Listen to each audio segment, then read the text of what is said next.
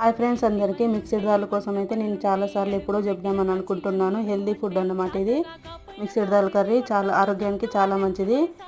ఆ గ్లాస్ తోటి ఒక గ్లాసు పప్పు తీసుకున్న తర్వాత 2 సార్లు కడుక్కొని 3 సారి వాటర్ వేయాలి. ఒక గ్లాస్ పప్పుకు 3.5 గ్లాసులు వాటర్ వేసి అందులో పసుపు, ఉప్పు, కారం, టమాటా, పచ్చిమిర్చి, ఆనియన్, వెల్లుల్లి రెబ్బలు, కరివేపాకు వేసి 3 విజిల్లకైతే ఉడికించుకోవాలి.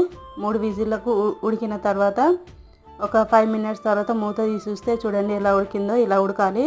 ఇలా ఉడికిన తర్వాత తాలింపు పెట్టాలి. 2 పావులు ఆయిల్ వేసుకొని జీలకర్ర, ఆవాలు, ఎండుమిర్చి, కరివేపాకు ఫ్రై అయిన తర్వాత స్టవ్ బంద్ చేసుకొని అందులో ఉడకబెట్టిన పప్పు వేయడమే.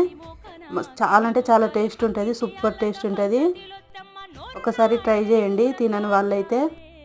మేము ఈ మధ్యలోనే తింటున్నాము. ఈ వీడియో నచ్చితే లైక్ చేయండి, సబ్స్క్రైబ్ చేసుకోండి. Thank you. బాయ్.